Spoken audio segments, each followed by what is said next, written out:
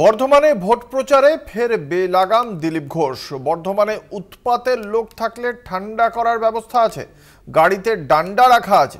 কি বলেছেন দিলীপ ঘোষ শোনাবো।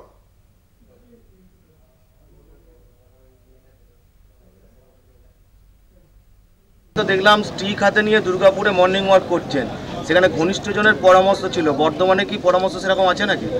আমার মনে হয় না বর্ধমানে এরকম উৎপাতের লোক আছে, আর থাকলে তাদের ঠান্ডা করার অন্য রাস্তা আমাদের আছে।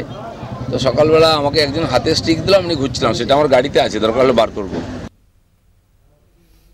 কি বলেছেন এই বিষয়ে তৃণমূল কংগ্রেসের মুখপাত্র শান্তনু সেন শোনাবো।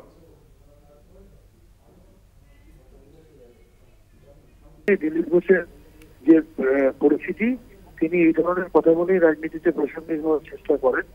আপনাদের নিশ্চয়ই মনে আছে, অতীতে বুকে পা দিয়ে দেবো, পেটে পা দিয়ে দেবো, পেটে মেরে মাথা ফাটিয়ে দেবো, 6 ফুট গর্ত করে মাটিতে পুঁতে দেবো, ল্যাম্পপোস্টে উল্টো করে ঝুলিয়ে রেখে মারবো, এই ধরনের কথা বলা, মহিলাদের কুরুচিকর কথা বলা, মহিলাদের কুকুরের সাথে তুলনা করা, ভারতবর্ষের একমাত্র মহিলা মুখ্যমন্ত্রী তার পিতৃ পরিচয় নিয়ে প্রশ্ন করা, দেবী দুর্গার পিতৃ পরিচয় নিয়ে প্রশ্ন করা, নির্বাচন কমিশনকে মেশো বলা, রাজ্যপালকে চাচা বলা, এই ধরনের কথাগুলো দিলীপ ঘোষের মুখেই শোভা পায়। তার কারণ তার উর্বর মস্তিষ্ক, কারণ ছোটবেলা থেকে তিনি যে গোবিন্দ খেয়েছেন সেটা তো শোনা ছিল, তাই সেই উর্বর মস্তিষ্ক থেকে এই ধরনের কথাই বেরোবে। আপনারা শুনলেন শান্তনু সেনের বক্তব্য।